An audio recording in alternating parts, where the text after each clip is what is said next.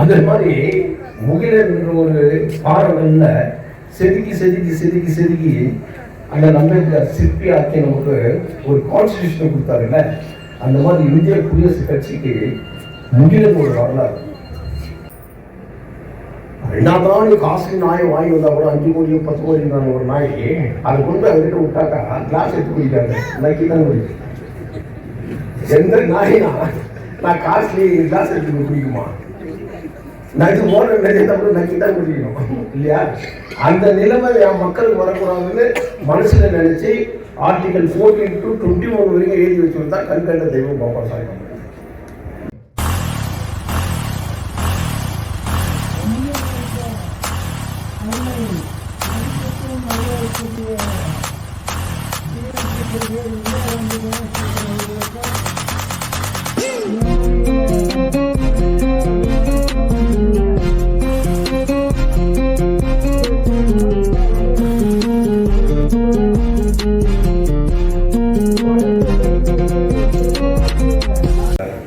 அருமை சகோதரி திருமதி மதிப்புக்குரிய இந்திரா காந்தி அம்மை அவர்களுக்கும், இதற்கு முன்னால் உரையாற்றிய அனைத்து சகோதரர்களுக்கும், தலைமை பொறுப்பேற்றிருக்கின்ற அன்பு சகோதரர் அபிமன்னன் அவர்களுக்கும் என் அன்பு கலந்த வணக்கம். கவிஞர் முகிலன் பற்றி எல்லாரும் பேசி வச்சுட்டாங்க. திருப்பி அதே பேசிட்டா கேட்க கொஞ்சம் போறேன். கவிதைகள் படிச்சாருங்களா? கவிதை தான் எனக்கு ரொம்ப பயம். சினிமாவில் ஒரு 3 நிமிஷம் தான் ஒரு பாட்டு, அது மாதிரி சென்சார் தட்டு இருக்கும். இந்த கவிதைகள் அப்படி கிடையாது, சொன்னதே 2-3 சொல்லுவோம். அதான கவிதை. நாங்கள் சொன்னதே 2 முறை சொல்றோம். இந்த 2 முறை சொல்றது எதுக்குனாக்கா, ஒரு முறை சொன்னா அசிங்கமா இருக்கும். எந்த வார்த்தை அது என்னன்னே அது அர்த்தமே வராது. அது பேர் தான் தமிழ ரெட்டை கிளைன்னு அர்த்தம். அரை மாத்திரை, கால் மாத்திரை, ரெட்டை கிளைன்னு சொல்லுவோம். இப்போ பாம்பு வருது, பாம்பு கடிச்சிருக்கு, இல்லை பார்த்துட்டு பாம்பு கூப்பிடுவோம்.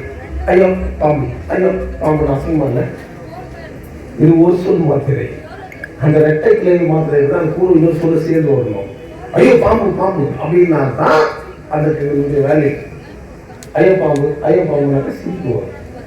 அதனால இந்த கவிதைகள் தான் ஒரு பிரச்சனைனாக்கா, எட்டாக வச்சு மணிக்கணக்கில் கவிதை சொல்லியே இருப்பாங்க. 2 முறை சொல்லுவோம். அப்போ 10 நிமிஷம் பேசுறதுக்கு 20 நிமிஷம் ஆயிடும். 20 நிமிஷம் பேசுறதுக்கு 40 நிமிஷம். அதனால தான் சொன்னேன், கவிதைக்கு ஏதாவது இருந்துச்சுன்னா பேச சொல்லிடுவோம். நான் வேணுமா அப்போ கலந்து, ஏன்னா அவங்க கவிதை டிஸ்டர்ப் ஆகக்கூடாது. ப்ரோக்ராமே எழுதி வந்துருப்பாங்க, அது டிஸ்டர்ப் ஆகக்கூடாது. இதுக்கு தான் கவிதை மேலே எனக்கு போயிடும். ஆனால் கவிதையிலே சிறந்த உலகத்திலேயே இன்னும் பொறுக்காத ஒருத்தர் யாருன்னு சொன்னால் கவிஞர் கண்ணதாசன். அவர் பாட்டு எழுதினாரு சொன்னால் பல புக்குகளை ஆராய்ச்சி பண்ணி பாட்டு எழுதுவார். கடவுள் மேலே பார்த்தா கூட அது பல புக்கு ரெஃபரன்ஸ் இருக்கும். அதில் கேட்கறதுக்கு இனிமையாக இருக்கும். ஆனால் அது சொல்ல எங்கே எடுத்தாருன்றது தான் ரொம்ப முக்கியம். எல்லாரும் கூட கேட்டிருக்கீங்க, புல்லாங்குழல் கொடுத்த மூங்கில்களே இந்த புருஷோத்தமன் புகழ் பாடுங்களே இல்லையா? வண்டாண்ட மலர் தோட்டங்களே எங்க மதுசூதன் புகழ் பாடுங்க கேட்குறீங்களா? வண்டு தோல் எல்லாம் ஆடும். இது மகாபாரதத்துல அவங்க எந்த அளவுக்கு படிச்சிருப்பாருன்னு சொல்லுவாங்க. மகாபாரதத்துல பீமன் இந்த நதியிலிருந்து கங்கையில அந்த கரைக்கு குதிக்குவான். அது தினம் அன்றாடம் அந்த நதியில குளிச்சுட்டு போய் பூஜை பண்ணிட்டு மறுபடியும் வந்துருக்கும். அப்போ அந்த அந்த பூக்கள், அந்த நதியில இருக்கிற பூக்கள்லாம் கருப்பு வந்துதான் இருக்கும். இவன் குதிச்சோடனா அவன் வந்துடலாம், செஞ்சு போயிடும். 10,000 பலம் கொண்டவன். அந்த நேரத்தை பார்த்து அவங்களுடைய சகோதரன் தான், எல்லா கட்சியிலும் நல்ல சகோதரன் இல்லையா? அதனால அவன் சகோதரன் மகாபாரதம் தான் துரியோதனன். அவன் என்ன பண்ணான்னா, அங்க எல்லாம் ஈட்டி குத்தி வச்சு கருப்பு பெயிண்ட் அடிச்சிட்டான். அந்த காலத்துக்கு கருப்பு பெயிண்ட் அடிச்சோம்னா அந்த நதியில நதி தெரியும், வண்டுகள் மாதிரி தெரியும். இப்ப இவன் போய் குதிச்சா என்ன ஆகும்? அங்க ஈட்டில குத்தி சேர்த்துருவோம்.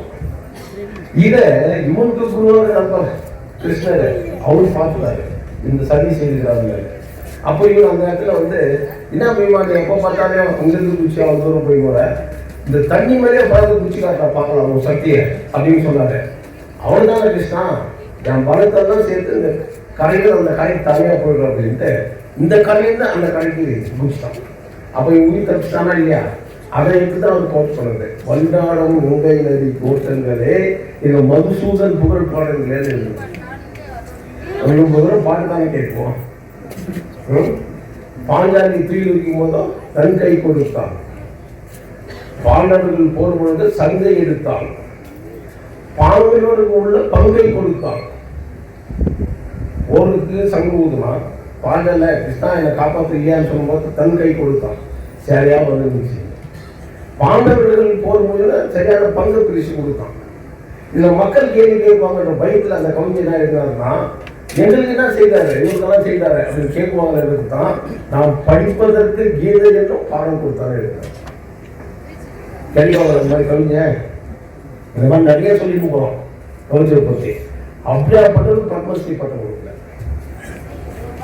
இந்த இந்தியாவில். உலகமே போற்றக்கூடிய ஒரு கவிஞர்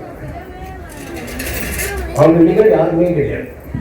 கடைசி அவர் எழுதுறது இயேசுக்காக. எதுக்காக அவர் எழுதியிருப்பா? வாலிபர்களும் எழுதியிருப்பார், வயசானவர்களும் எழுதியிருப்பார், காதல் பண்ணவர்களும் எழுதியிருப்பார், கடைசி போற சூதாடுகளுக்கு எழுதியிருப்பார்.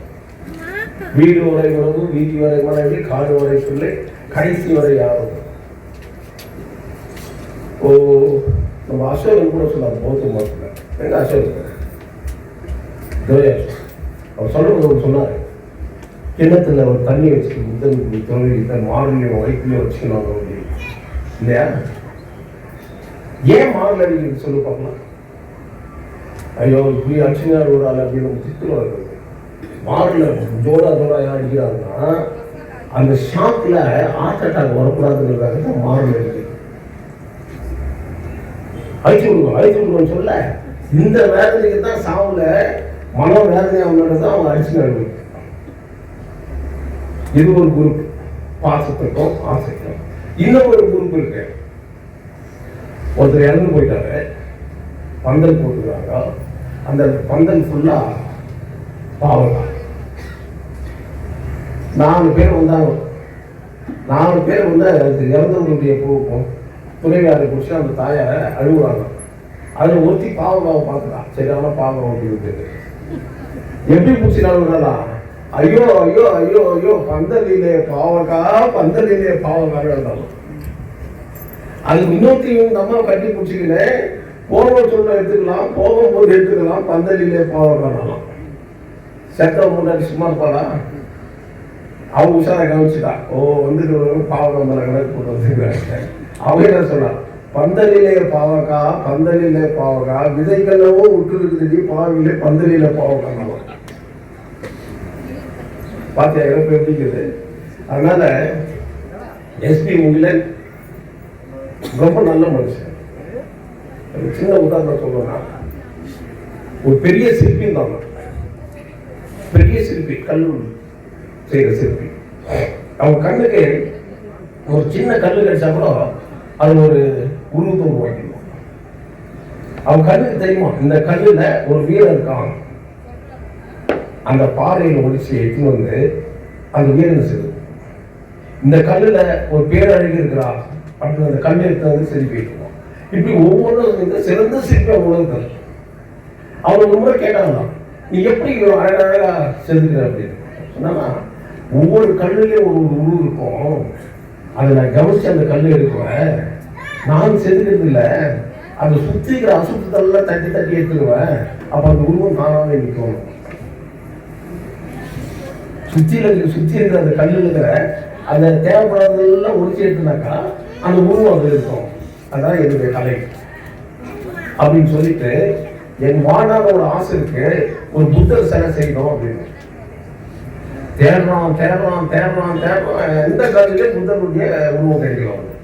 எல்லா உருவம் கிடைக்குது, செய்யலாம் சிற்பி. ஆனா புத்தரை செய்ய ஆசைப்பட்டா புத்தரை செய்ய ஆசைப்படும் போது அந்த சிற்பிக்கு அந்த கல்லு கிடைக்கும். கடைசியில் அவங்க வந்து யோசனை பண்ணோம்னா, நான் போய் அந்த புத்த மரம் இருக்குல்ல, அந்த புத்த பிச்சுக்கிட்டே கேட்கறேன் அவர் வழி சொல்லுவார் அப்படின்னு சொல்லிட்டு அந்த மரத்துக்கு போய் அந்த புத்த பிச்சை கேட்டாராம். நான் எங்கெங்கயோ தேவை, எனக்கு புத்தருடைய உருவம் கிடைக்கல எந்த கல்லுலையும், எனக்கு ஒரு வழிகாட்டலாம். அப்படியா, சரி வா அவன் கூட சொல்லி அந்த மரத்துக்கு பின்னாடி ஒரு கிணறு கட்டிட்டு போனாங்க. அதோ அந்த கிணறுல இருக்காரு புத்தர். எட்டி பாருங்க, கிணத்துல என்ன இருக்குன்னு உங்களுக்கு தெரியும், தண்ணி தான் இருக்கும். இது எட்டி பார்த்தோம்னா இந்த தண்ணிக்கு இது இதுல அமௌண்ட்டு தான் தெரியுது. இதுல இதான் சொன்னா எட்டி பார்த்தோன்னே என் மூடித்தானே தெரியுது. அதனால நீ இங்க அங்க போய் அடையாத புத்தனை மனதுல விரோதம், குரோதம், அயோக்கிதனம் இதெல்லாம் நீ எடுத்துட்டீங்கன்னாக்கா உனக்குள்ளவே புத்தன் இருக்கிறான்னா அந்த சரியை நீ தேடலாம். உன் இதயத்துக்குள்ளவே நான் புத்தன், நீ இதெல்லாம் எடுக்கல, நான் உனக்கு எப்படி புத்தன் எடுக்குவான்? அதை நீ தேர்ந்து. ஆனா முடியல, எந்த சிக்கல் செதுக்க முடியல. ஆனால் அவர் முகில மாதிரி இருந்தாரு. வேற யார் கைப்பட்டாது செதுக்கி இருந்துச்சுனாக்கா ஒரு கடவுளுக்கு ஒரு கல் எடுத்துன்னு வருவோம். அந்த கல்லு கொஞ்சம் ஓட்டம் வந்துச்சுன்னா கடவுளுக்கு கிராக் இருக்குது, செய்ய முடியாதுன்ட்டு அதை கொண்டு போயிட்டு துணி துவைக்கிற இடத்துல போட்டுருவோம். அந்த கல்லை வேஸ்ட் பண்ணுவோம். அதில் ஓட்ட இருக்குது தெரிஞ்சாக்கா துணி மாட்டிக்க போயிட்டு அதை கொண்டு வந்து வாசலில் போடுவோம். கால் நொடிக்கிறது அந்த கல் யார் கையில் படுறதுக்கு தான் முக்கியம். முடி எந்த அன்புல அந்த படத்துக்கு தான் முக்கியம். அந்த மாதிரி கடைசி வரைக்கும் இந்திய குடியரசு ஆட்சியிலும் வாழ்ந்து மறைந்தவர் தான் எஸ்பி மோகன். இது ஒரு அற்புதமான கல் இல்லையா? வேற எந்த கைக்கும் போல. இப்ப இருக்கிறவங்கலாம் வேற மாதிரி. உதாரணத்துக்கு எப்படின்னா, ஒருத்தர் நிறைய பாவம் செய்திருக்காங்க, நிறைய பாவம் செய்திருக்காங்க. அவங்க பெரியவர்கிட்ட போயிட்டு பாவம் பண்ணி கேட்கலாம்னு போவாங்க. ஐயா நான் நிறைய பாவம் செய்கிறேன், எனக்கு பாவம் பண்ணி கொடுங்கன்னு சொன்னாங்க. அவர் சொன்னாரா,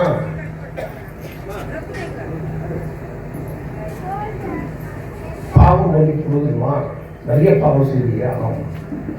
சரி நான் உனக்கு பாவம் பண்ணி கொடுத்துறேன், எனக்கு யார் மன்னிக்கிறதுன்னு கேட்டேன். அப்படி நீங்க என்ன பாவம் செய்தீங்கன்னு கேட்டோம். நீ செய்த பாவத்தை மன்னிக்கிறேன், அந்த மன்னிப்பு நான் யாருக்கிட்ட போய் மன்னிப்பு கேட்கறதுன்னு கேட்டேன். யார் நிலைமை இது? இந்திய குடியரசு கட்சியில யார் நிலைமை இது? பாவம் மன்னிப்பு அவன் கொடுக்குறான், நான் உனக்கு கொடுக்குற பாவம் மன்னிப்பு நான் யாருக்கிட்ட போய் பாவம் கேட்கறது? நான் யாருக்கிட்ட போய் கேட்க போறேன்? கான்ஸ்டிடியூஷன் கிட்ட தான் கேட்க போறேன். அந்த கான்ஸ்டிடியூஷனை ஒழிக்கணும்னு தான் பிஜேபி சர்க்கார். அவரை நம்ம சொல்றோம் அரசியல் சாசன சிற்பின்னு. ஒரு சிற்பினுடைய கைவண்ணம் எப்படி இருக்கிறது பார்க்க. பால் லோகோன் ஒருத்தர் இருந்தார். பால் மேன் ஆஃப் மேன் அவர் பேரு. அமெரிக்கா நாட்டை சேர்ந்தவர். படிச்சாரு பொருளாதாரம். ஒரு வேலைக்காக ஒரு மெக்கானிக் தொழில் செய்வதற்கு போனார். எனக்கு ஒரு வேலை போகணும்னு கேட்டார். அப்போ அவர் என்ன சொன்னாரா, உனக்கு உழைக்க தெரியுமான்னு. தெரியும். அப்போ ஒரு கார் வாங்குறதுக்காக அவருக்கு ஒருத்தர் பேரம் பேசுகிறார், இந்த கார் வாங்கிக்கிறது நல்லா இருக்கும் அப்படின்னு. அவரெல்லாம் வாங்கி பேசிட்டு ஒத்துக்குனேன். இந்த காரு நல்லா இருக்குதா இல்லையான்னு நான் தெரிஞ்சுக்கணும்னா இதை என் ஊர் வரைக்கும் ஓட்டின்னு வரணும். வண்டியில எந்த ஒரு கெடுதல் இல்லைனாக்கா நாங்கள் காசு கொடுத்து வண்டி எடுத்துக்கிறேன் அப்படின்னு சொல்லும் போதும் இந்த வேலை கேட்டு போன சொன்னா இந்த கார் கூட இட்டு போய் கொண்டு விட்டுருவோம். அங்கே போன உடனே கஷ்டப்பட்டு எப்படியோ அழகாக ஓட்டிட்டு போய் எந்த ஒரு பிரச்சனை இல்லை, கார் மட்டும் வைக்கிறது. ஓட்டுறது தெரியும் காரில் என்னென்ன பூசிக்குது. அப்போ அவர் கேட்டான் அந்த வாங்குறவங்க, தமிழ் ரொம்ப நல்லா ஓட்டின்னு வந்த உண்மையை சொல்லு, இந்த கார் நல்ல காரான்னு கேட்டான். அந்த அம்பேத்கர் இடத்துல சொல்லுவாரு, நான் செய்திருக்கிற கப்பலை இழுக்கும் போது தான் இழுவான், என்ன நான் அங்கேயே விட்டுருந்தான்னு சொன்னாங்க. அது உங்களுக்கு தான் சொல்லுது, உங்க சமுதாயத்துக்கு அது கெட்டுறாது. அந்த மாதிரி அந்த பால் அவர் கேட்டான். இப்போ பால் கமிஷன் கிடையாது இல்லையா? அவன் என்ன சொல்லுவான், நல்ல வண்டி தான் இருக்கணும் அப்படின்னு நினச்சி நான் சொல்றதுக்கு எதிரில் ஒரு ஜீசஸ் கிரைஸ்ட் போட்டோ வச்சான். அது கீழே ஒரு வார்த்தை இருந்தாங்கன்னா, நீ பேசுவது அனைத்தையும் இயேசு பார்த்து கொண்டிருக்கிறார். அதை படிச்சோன்னு இவன் மனசுல உண்மையை சொல்லணும், இயேசு பார்த்து கொண்டிருக்கிறார் வேதத்தில் இருக்கு. இல்லை சார் இப்போ வண்டி அவ்வளோ நல்ல கண்டிஷன் இல்லைன்னு உண்மையை சொல்லணும். இப்போ அவர் என்ன பண்ணாரு, இவனுக்கு காசை கொடுத்தாரு, நீ வேலை தேடி அலைதப்பா, அந்த வேலையை என்கிட்டே போய் செய், நான் உனக்கு வேலை கொடுக்குறேன். ஏன்னா நீ உண்மையை சொல்லணும்னு சொன்னப்பா, மறைக்காத. அதனால நான் உங்களுக்கு கொடுக்குற கிஃப்ட் என்கிட்ட வேலை செய்யலாம். அந்த மாபெரும் மனிதன் யார் தெரியுமா? அமெரிக்கா நாட்டுடைய நிதி அமைச்சர் சபையில் அவன் தான் தலைவர். ஒருத்த முன்னேறதுக்கு என்ன வேணும்னு கேட்போம், உழைக்கணும், வணக்கம் சொல்லணும். உழைக்கிறது மட்டும் இருக்கக்கூடாது, அது நேர்மையும் உண்மையும் இருக்கணும். அப்போதான் வாழ்க்கையில் நாங்கள் வரணும். அதுக்கு தான் இவங்க எடுத்துட்டாங்க. அந்த நேர்மை இருந்ததுனால உழைக்கிறது மட்டும் இல்லை, அந்த நேர்மையும் இருக்கணும். அந்த நேர்மை இருந்தாலே நீ முன்னேற, ஒரு தருணத்துக்கு யாராலுமே இதான் வாழ்க்கையினுடைய ரகசியம். நாம் ஒவ்வொன்றுக்கும் அப்படி ரகசியத்தை பார்த்து போனால் வாழ முடியாது. அந்த காலத்தில் தங்கவயல் வந்து தன்னுடைய கட்சிக்காக போராடினதும் ஆர்பி, கம்யூனிஸ்ட், காங்கிரஸ். அதுக்கப்புறம் வேற கட்சி எதுவும் இல்லை. இவங்க போராட்டம் வந்து கொள்கையிலே இருந்தாங்க. கொள்கையிலே இந்த ஜெனரேஷனில் நான் 2 முறை எம்எல்ஏ ஆனேன். பாதைகள் திசை மாறல, அப்போ நான் கைவிடப்பட்டுள்ளேன். இது வாழ்க்கையின் ஒரு வழி. அந்த காலத்துக்கு ஏற்ற மாதிரி நடந்தபடி தான் நம்மளுடைய கடமை. அருமை சகோதரி முன்னிலை போட்டுங்க, நான் முனிசிபாலிட்டி பிரசிடென்ட், நான் என்ன போடுறாங்க, அவங்க நினைக்கல. வட்டாரத்தில் இருக்கிறோம், நம்ம போட்டு இருக்காங்க, நம்ம கண்டிப்பாக அவங்க போகணும். வந்தவொடனே சொன்னேன் அபிமானிக்கு, அந்த அம்மா வந்துக்கிறாங்க, அவங்க ஒரு வாழ்க்கை சொல்லி அப்புறம் ஸ்டார்ட் பண்ணுவாங்க. This is call protocol. சமுதாயம் அரசியல் நிறைய இது இருக்கலாம். அறிஞர் அண்ணா இது கலைஞர் ஒரு முறை காமராஜர் எமர்ஜென்சி பீரியடு, காமராஜர் எல்லா ஸ்டேட்டுக்கும் போயிருக்கிறார். அப்போ அவர் ஆந்திரா ஸ்டேட்டுக்கு போகிறதுக்கு கலைஞர் ஒரு லெட்டர் எழுதி ஒரு மெசேஜ் கொடுத்தாராம், அங்கே காமராஜர் போகக்கூடாதுன்னு சொல்லி. காமராஜர் கோபம் வந்துச்சு. இவன் யார் எனக்கு சொல்றது, நான் காங்கிரஸ்காரன், டிஎம்கேக்காரன் இல்லை, நான் காங்கிரஸ்காரன், நான் எங்கன்னா போவேன், அதை சொல்றது இவையாது. நான் வானம் விட்டுட்டு வந்த சீட்டில் அவன் உட்காந்துருக்கேன், அவனுக்கு போய் சொல்லுவான், என்னை தடுத்து அவனால் முடியாது. அதை வந்து அவருடைய பிஏ சொல்றாரு கலைஞர். கலைஞர் சொன்னாலும் ஐயா கோவம் வந்துருக்கலாம், நான் ஒரு கெட்ட எண்ணத்துல நான் சொல்லலை, நான் முதல்வராக இருக்கிறேன். அப்போ எமர்ஜென்சியில் காங்கிரஸ் சப்போர்ட் இருப்பேன். யாரே கலைஞர். அவர் ஏன் ஆதார் போகக்கூடாதுன்னு சொன்னால், அங்கே போனால் இவரை கைது செய்து தெரியாதுனாலோ, அதனால தான் அங்கே போவோம்னா நான் தடுத்துறேன். காமராஜர் தமிழ்நாட்டுக்கு போகக்கூடாதுன்னு ஏன் லெட்டர் எழுதினாக்கா, முதல்வர் என்ற முறையில் எழுதினேன், கலைஞர் கருணாநிதி முறையில் எழுதினாங்க. அங்கே போனால் இவரை கைது செய்வாங்க. அவரால் ஏசி இல்லாத அவரால் இருக்க முடியாது. அதனால என்ன அவன் எமர்ஜென்சி பீரியடில் இந்த நல்ல இடத்துல தான் நான் அவர் தடுத்து வச்சுக்கிறேன், அதை போய் சொல்லுவாங்க. இது அரசியல். நாங்கள் இப்போ இருக்கிற அரசியல் என்ன பண்ணுவாங்க, மகன் போட்ட மாட்டேங்கிறாங்க, மகன் ஜெயிலுக்கு வெளியே வரக்கூடாது, வேணுமா போய் கோவில்லை. இந்த காலம் அது. அதான் காலங்கள் மாறும், காட்சிகள் மாறும், காதலின் முன்னே நீயே நானும் வேறு கலதான் செய்யும்.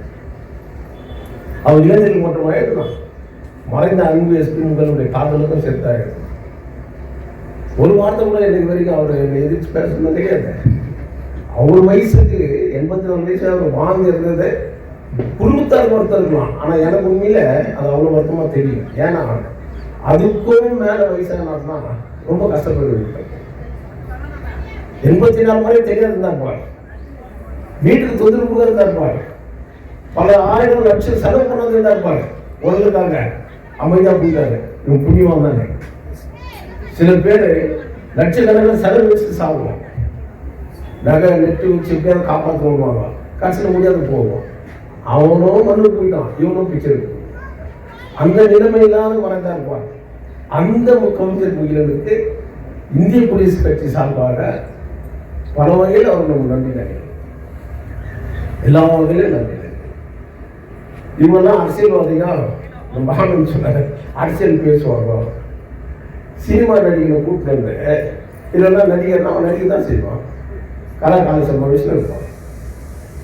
நல்ல யோசனை பண்ணி பாருங்க. நீங்கள இந்த ஜென் துறவிகளின் புத்தருக்கு மேலே இருப்பாங்க. புத்தருக்கு முன்னே ஜென் துறவிகள். ஜென் துறவிகள்லாம் என்னன்னாக்கா, எந்த பற்றும் இல்லாத தூய்மையான இதயம், அவ்வளோதான் அது பேர். அது தனியாக எதுவும் கிடையாது. அவங்க தான் ஜென் துறவிகள்னு சொல்லுவாங்க. ஒரு ஜென் துறவி குதிரையில் வந்துருக்கான், ஒருத்தர் கீழே அடிப்பட்டு ரத்த நிலத்துல இருக்கிறான். யாருமே கண்டிலேயே பாவத்துக்கு இறங்கி அவனுக்கு மருந்து இருந்தெல்லாம் தடவி அவன் ஆளுந்தாக்கி குதிரை மேலே உட்கார வச்சுருக்கான். குதிரை எடுத்து ஓட்டுறான். இந்த ஜெயிச்சு பிசாசு நின்ட்டாங்க. இங்கிருந்து எப்படி நடந்து போவார் ஊருக்கு? கஷ்டப்பட்டு நடந்து எப்படியோ வந்து சேர்ந்துட்டார். 2-3 நாள் ஆச்சு.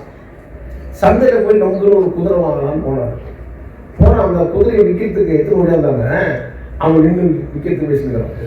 இந்த ஜெயித்துறை அவங்க பார்த்தாரு. என்ன பண்ணுவாங்க சார்?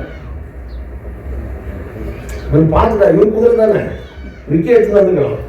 சொல்லு சொல்ல ஜெயித்துறை என்ன பண்ணாரு? இவரு அவங்ககிட்ட இவரு குதிரைய பேசுவாரா? அவர் கிட்ட போய் சொன்னாங்கன்னா, நேற்று நடந்த சம்பவத்தை வெளியே யாருக்கும் சொல்லிடாத, அதை பற்றி நீ வருத்தப்படாத, ஆனால் யாருக்கும் சொல்லிடாத. ஏன்னா உண்மையான அடிப்பட்டு கீழே விழுந்தவனை எவனை காப்பாற்ற மாட்டான், வைப்புவான். அன்னைக்கு அவங்க வந்து இப்படி பண்ணிட்டாங்களேட்டு அவன் உயிரை காப்பாற்றாது போயிடுவான். அதனால யாருக்கும் சொல்லாது மனசுலேயே வச்சுக்கணும். இவன் தான் ஜெயிக்கிறான். அது நிறைய அர்த்தம் இருக்கும். அது படிக்கணும். நான் அவ்வளோ படிக்கணும். அதனால லியோனார்டோ டா வின்சி கடைசியாக ஒன்று சொல்கிறேன். லியோனார்டோ டா வின்சி யார் அவருன்னா, அவர்கள் வரைஞ்ச படத்திலேயே ஒன்று மோனோலிசா, ஒன்று லாஸ்ட் ஆஃப் இங்கிலீஷ் படிச்சுட்டு கான்வென்ட்ல படிச்சவங்க. நான் தமிழ் மீடியம் தான். எந்த லாங்குவேஜில் பேசணும்னு நம்மளுக்கு அவசியம் இல்லை. இப்போ இங்கிலீஷ் தப்பாக பேசுறது சில பேர் வைக்கப்படுவான். ஏய் நீ உன் அப்பா இல்லாத நீ கை பிடிச்சினா கால் பிடிச்சிருந்தா அவங்க போனேன் அவன் ஒப்பனா. உங்க அப்பா கை பிடிச்சி போறது ஒரு பெருமை. உனக்கு தெரிஞ்ச லாங்குவேஜ் பேச அதுக்கு ரொம்ப வைக்கப்படுவாங்க. இங்கிலீஷ் அது ரொம்ப மொழி இல்லையே. அது எப்படி பேசினா? இப்போ நீக்ரோஸ் இருக்கிறாங்க சவுத் ஆப்பிரிக்கா தான். நான் காலேஜ் படிக்க கூட பார்க்குவேன். சத்தியமாக அவங்களுக்கு இங்கிலீஷே தெரியாது. ஆனால் ரொம்ப அவங்கள்ட்ட அவ்வளோ நல்லா பேசுவேன். அவனுக்கு அது இங்கிலீஷே கிடையாது. ஆனால் அவனை மதிக்குவான். நம்மளால நம்மளால தப்பாக பேசுகிறான். நம்மளால சொல்லுவோம். இவங்க எப்படி திருத்துருங்க அந்த மாதிரி 70% தான் நம்ம வீட்டில். ஆனால் அவன் ஃபாரினர் தான், கருப்பாக தான் கூட. அதனால் அவன் பேசுறது இங்கிலீஷ் கரெக்டாமா. வாட் பிரேக்ஃபாஸ்ட் டேக் திஸ் நாக்கா அப்படின்னு நாங்கள் கேட்டோம்னா டூ பிரெட் ஒன் ஆம்லெட் அவன் இங்கிலீஷ் கரெக்ட் பண்ணுவோம். எப்படி அந்த மாதிரி கேள்வி. அதனால தான் யாரும் பேசுனீங்க, யாரும் சொல்ல மைக்கில் பேசுறாங்கல்ல, எங்கிருந்தோ வந்து நாங்கள் இருக்கிறாங்க உள்ளூர் ராஜா செய்த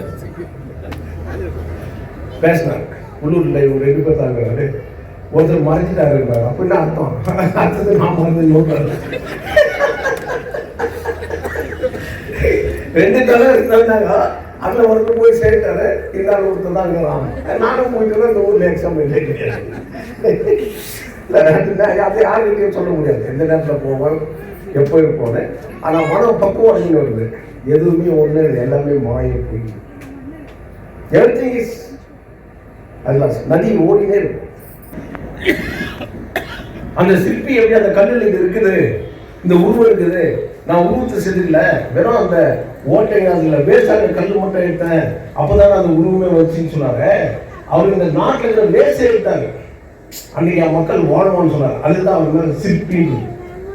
இந்த தலை தெரிந்த சிற்பி கூட மனித கூட சிற்பிகளை செதுக்கி வச்சு கூட இருப்பாங்க. கான்ஸ்டியூஷன் அந்த கான்ஸ்டியூஷன் ஒழிக்க நீங்க முயற்சி பண்ணலாம். இந்துத்துவம்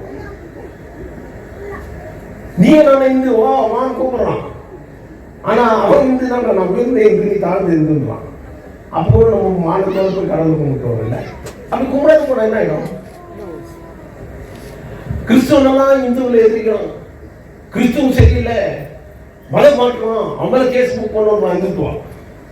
டேய் அவன் காலில் செருப்பு இல்லாதவங்களும் சரி, ஷூ போட்டுருக்கவங்களும் சரி, அவன் பார்த்த உடனே இவனை எப்படி மதிக்கிறான்னா, இவனுக்கு ஒரு சட்டம் வச்சுருந்தாங்க. இவரு பிராமின், இங்கேருந்து இவரு இத்தனை அடி தூரம் பேசணும். பிராமின்ல 3 வகை இருக்குது. கேரளாவில் ஒரு பிராமின் இருக்குது, நம்பூதிரிகள், அவங்க காசு மனுசாசத்தில் இருக்கு. ஆனால் அம்பேத்கர் எழுதுந்த நானும் இல்லை, மனுசாசத்தை திருத்தி எழுதிக்கிறார். இதெல்லாம் தவறுகளை சுட்டி காட்டிக்கிறார் கான்ஸ்டியூஷன். அவங்க அவரோட டிஸ்டன்ஸு பெல் அடிக்கணும். நம்பூதி சார் வராதாக்கா நீ பெரிய வச்சுக்க போனோம், மலையாளம் வந்து காற்று படம் அப்படியே பட்டோட வச்சுக்க. நீ எல்லாம் வந்து மொழி போகல, இந்த மொழி படிக்கணும், சான்ஸ்கிரிட் படிக்கணும்னு சொல்ற. ஆனா கிறிஸ்துவம் இல்லைனாக்கா, கிறிஸ்துவம் இந்தியாவுக்கு வந்து இல்லைன்னா எஜுகேஷனே இருந்திருக்காது. இந்தியாவில் கிறிஸ்துவ வராது போயிட்டானா ஹாஸ்பிட்டல் இருந்திருக்காது. அந்த கிறிஸ்துவ என்ன பண்ணுவோம் தெரியுமா, உன்ன மாதிரி ஆளு என்ன மாதிரி ஆளை பார்த்து, hi friend, how are you, come to go to church, will have some bread, sit with me அப்படி உட்காந்து சாப்பிட போட்டான். நீ என்ன தீண்டு தகுதியில் கொடுத்துட்டு எச்சரிக்கையோடு கூடாதுன்னு சொல்லுச்சு. இதை தான் கோட் பண்ண பாபா சாஹேப் அம்பேத்கர். எந்த வகையில் கிறிஸ்துவத்தை வந்து அவன் கூப்பிட்டான், வந்து சேர்ந்துருக்கேன். இவன் பார்த்தான், இவன் மனுஷனா என்னை மதிக்கிறாங்க, ஏன் நாம இவங்களை ஏற்றக்கூடாது? அவனை ஏற்றும்போது தான் அவன் மதம். இதுல என்ன தப்பு இருக்கு? இதுதான் பாபா சாஹேப் அம்பேத்கர் சொன்னார், நான் இந்துவாக பிறந்து இந்துவாக இருக்க மாட்டேன். அப்போ பத்திரிகையாளர் கேட்கிறாங்க, உங்க அம்மாவை இந்து சாங்கியத்தில் தானே நீங்க போதிச்சீங்க, என் தாய் ஆசை அதை செய்து, என் ஆசை நான் இந்துவாக இருக்க மாட்டேன், எனக்கு எதிரியே இந்துக்கள் தான். நம்ம படிக்கல வரலாறு, அந்த சிற்பி பற்றி நம்ம தெரிஞ்சுக்கிறது இல்லை. ஒவ்வொரு தாத்த பொருளும் தெரிஞ்சுக்கணும் சார். எந்த கட்சியில தான் அவர் செய்த சேவைகள் என்ன அது தெரிஞ்சுக்கணும். அந்த மாதிரி சிற்பியாக எங்க எஸ்பி முடியல, சாகர் வரைக்கும் இந்திய குடியரசு கட்சியிலே இருந்தார். வேலை போவாத ஒரு பொருள் தான் அது எஸ்பி. எங்கடா வேலை போயிருப்பாரா சிராஜ்? யார்கிட்ட வேலை போயிருப்பாரா? தைரியசாலி இல்லை. எப்படியெல்லாம் போய் சொல்ல பேசி பார்க்கறியா? கேட்டுருக்காங்க வார்த்தைகள் தான் ரொம்ப நல்லா பேசுவாரு. இது தேவையான எல்லாரும் பேசுறாருனாக்கா இது எப்படிங்கிறதுனா, விருந்தாளி வருவாங்க, நிச்சயதாமத்துக்கு போகுது, பூ முடிக்கிறதுக்கா பாயை போட்டுருப்பாங்க, வரவு தானே வந்து உட்காரதான் போறாங்க. அது கொஞ்சம் ஓட்டம் இருக்கும், வரவு கொஞ்சம் தான் அந்த இடத்துல அந்த ஓட்டையை முடித்து போறாங்க. அப்பதான் அவங்க ஓட்டியிருப்பாங்க. அது வரைக்கும் அமைதியாக உட்காந்து போயிருப்பாங்க. கவனிச்சிக்கிறீங்களா? அவங்க பாட்டு கொஞ்சமா உட்காந்துருப்பாங்க. அது ஒரு நிமிஷம் அந்த ஓட்டை ஓட போறாங்க பாரு. அவங்க ஊத்துக்கு அந்த பாயில ஓட்டுறது நாங்கள் தெரியும். அந்த மாதிரி நான் ஜெனரலா சொன்னா இவரு பேர் எடுத்து சொல்றாரு, சட்டவாதி அப்படின்னு. அதனால குடும்பத்தார் வந்து முகிலுக்காக நீங்க வருத்தப்பட வேண்டிய அவசியம். 84 வயசு வரைக்கும் அவர் வாழ்ந்தார். 84 தான் அந்த வயசெல்லாம் நம்மலாம் வாழுமா இல்லைன்னு தெரியாது. வாழ்ந்து போனாக்கா அதிர்ஷ்டம் இல்லை. சில பேர் வாழ்த்துறா பாரு சார், இப்பதான் நினைச்சேன் சார் 100 வருஷம் 100 ரூபா போடும் ஒன்று அடிக்கணும். ஒன்று அவனுக்கு எவ்வளவு எண்ணம் தான் 100 வருஷம் தான் மகன். இவன் நாணி பேணி கை ஊந்து கால் ஊந்து அப்படித்தான் இருக்கும். அது வரைக்கும் நம்ம எது சொல்றோம் பாரு. அப்போ இவங்க நம்ம மேல பாசம் இருக்கணும்னா அதனால தயவுசெய்து நீங்களும் யாரும் 100 வருஷம் வாழணும் ஆட்டாங்க. அவன் எவ்வளவு வருஷம் வாழட்டும், வாழ்ற வரைக்கும் சந்தோஷமா வாழும். யோசிச்சு பாருங்க சார், 100 வயசுல என்ன ஆகும்? பிபி வரும், சுகர் வரும், இப்போ நின்றுக்கு கால் இழுத்துக்கும், கை இழுத்துக்கும், அவங்க மருத்துவம் 10 நிமிஷம் இருக்கா, பேட்டிலே போயிட்டுருக்கா, இந்த சையத்துக்கு நான் எப்படி இதெல்லாம் கேட்டு வாழணுமா? அதனால என் அருமை தலைமை மக்களை 100 வருஷம் வாழணும். இது நம்மளாம் கேட்டு வச்சுக்கிட்டு கடவுள ரொம்ப நல்லவங்க. நான் யாரும் பார்க்க முடியாது. அந்த கடவுள் என்ன பண்ணுறான், உலகத்தில் இருக்கிற எல்லா ஜீவராசிகளும் ஒரே ஏஜ் வச்சுட்டான் அப்படின்னு. எல்லாருக்கும் சராசரியா 30 வயசு அவள் தான், அதுக்கு மேலே இல்லை. இதில் 4 பேருக்கு ரொம்ப பேஜார். ஒன்று குழந்தை, ஒன்று நாய், ஒன்று கழுதை, ஒன்று மனுஷன். ஓகே, 4 பேருக்கு ரொம்ப வருத்தம். எப்படியாவது கடவுள்கிட்ட போகணும். அதுக்கு ஒரு வக்கீல் ஒன்று இல்லையா, ஜட்ஜிக்கிட்ட போய் கேட்குறது. நானும் இதில் புதுசாக வக்கீலாம் அவர் இட்டு போனோம், வாங்க நான் இட்டு போனேன். இது போய் கேட்டேன், கடவுளை நான் குறைக்கு எனக்கு 30 வயசு போட்டுக்கிறேன், என்னால் அவங்க வாழ முடியாது, மரத்துக்கு தாய்க்கு சுற்றி இருக்கணும், அதனால் தயவுசெய்து கொஞ்சம் குறைச்சி கொடுக்குறேன். சரி, அவனும் பேஜாக் போடுறேன், நான் ஒன்றும் போடுறது எப்படி குறைக்க முடியும், ஏதோ எனக்கு மேலே கருணை வச்சு எனக்கு அவ்வளோ வருஷம் வாங்கினான். சரி போ, 14 வயசு குறைச்சிருக்கேன். நாய் கேட்சான், அவன் ஊரா போய் எவ்வளோ நப்பணும், அவன் அடிக்கிறான், கல் அடிக்கிறான், கை அடிக்கிறான், அவ்வளோ வருஷம் எனக்கு வாங்கிட்டாரு, எனக்கு கொஞ்சம் குறைச்சி கொடுத்துரு. உனக்கு 12 வயசு போ அப்படின்னு போச்சு. கல்விக்கு நான் ப்ராப்ளம் எவ்வளோ தான் நான் பொஞ்சு சுமக்க முடியும். பஞ்சு ஏற்றானுங்க தள்ளி கீழே விட்டா அது ஒன்றும் வெயிட் ஆகி போகுது. ஏன்னா நடக்க முடியாது, தூங்க முடியாது, முதுகெல்லாம் உடஞ்சிடும். எனக்கு கொஞ்சம் குறைச்சி கொடுத்துருச்சாங்க. சரி ஊருக்கு 16 வயசு போ, ஏன்டா கையில் வயசுன்றாரு, அதுதான் ஏன்டா கையில் வயசுனா அவர் தான் வரும். ஊருக்கு அதை குறைச்சிடும் போன்னு படிச்சுட்டேன். இப்போ மனுஷனை பார்த்துக்கிறேன், உன் ப்ராப்ளம் என்ன பண்ணேன் சாமி, எனக்கு 30 வருஷம் பத்தாவது இருப்பாங்க. 30 இயர்ஸ் எனக்கு பத்தாது. நான் நல்லா சாப்பிடணும், நல்லா தூங்கணும், சந்தோஷமா இருக்கணும், நல்லா குளிக்கணும். எனக்கு 30 வயசுல பத்தாவது சாமி. நான் அப்போ நான் எப்படி பண்ண முடியாது, எப்படி நான் ஏற்ற முடியும்? இவன் கடவுள் கையை கொடுக்கணும். யாரு மனுஷன் என்னன்ட்டு நீ ஒன்றும் கவலைப்படாத, தர்ம சங்கடம் பண்ணாத ஈஸ்வரா. யார் யாரும் போச்சே இல்லை அதெல்லாம் எழுதி கொடுத்துருவோம். அது எங்கே நீ வேற யாரும் கொடுக்க முடியாதுல்ல, அதெல்லாம் இவன் வாங்கிக்கணும். 30 வயசு வரைக்கும் நல்லா ஜாலியாக இருப்பான். 30க்கு மேலே கல்யாணம் ஆனதுக்கு எவ்வளோ வாங்கிக்கணும். அதை தாண்ட ஒன்று ஒரு 40-50 வயசு அவர் வீடு கட்டுறதுக்கு ட்ரை பண்ணுவான். லோனுக்கு பேங்காக ஓடி அங்கே இருப்பான், இங்கே போகிறான் அங்கே போகிறது. நாய்க்கு இவன் வாங்கி எல்லாத்தையும் செய்து வச்சுட்டு இருக்கிற பண்டெல்லாம் புள்ளிங்க பேர் பிடிக்கலாம் கொடுத்துட்ட கருப்பு சுமக்கிற மாதிரி சுமந்த வாழ்க்கைய உட்காந்து இருப்பான். மருமகள் சொல்லும், சும்மா உட்காந்துதான் அவங்க உட்காந்து ஸ்கூலுக்கு போய் சொல்ல நாளைக்கு முடியாது பேர புள்ளி இதுதான் கழுது சுமக்கிறது. இவன் கேட்டு வாங்கி வந்துட்டு கடவுள் கொடுக்கல, இவனா வாலண்டியர் கேட்டு வாங்கி வந்து இங்கே 100 வருஷம் நம்ம வாகனமாக யோசிச்சுப்பாங்க. அதனால மறைந்த என் அருமை முடியலனுக்கு என் சார்பிலும் கட்சியுடைய சார்பிலும் வந்திருக்க மக்கள் அமைப்புடைய சார்பிலும் அவர் ஆத்மா சாந்தி அடைந்து யாரும் பார்த்ததே கிடையாது. சொர்க்கம் இதுவரைக்கும் எவனும் பார்த்ததே கிடையாது. நரகம் எவனும் பார்த்ததே கிடையாது. ஒரு பயம், பயம்லாம் மனிதன் வாழ மாட்டான்னா பயப்படுறது தான் கடவுளை கும்பிடுவான். எவன் பயப்படுவானோ அவன் கடவுளை கும்பிட்டே தெரியணும். பயப்படுறதான் கடவுளை கும்பிடுவான் இல்லையா? அதான் பெரியார், அதான் அம்மா அண்ணா நம்பிக்கை சொல்றேன். பயம் ஒன்று பாரு. அப்போ எப்படி இந்த பயம் தொடங்குச்சு? மனிதன் பிறந்தோம்பா இருட்டுக்கு பயப்படுவான், சூரியன் வந்து தான் எழுச்சுவான், பகுதியில் வாழணும்.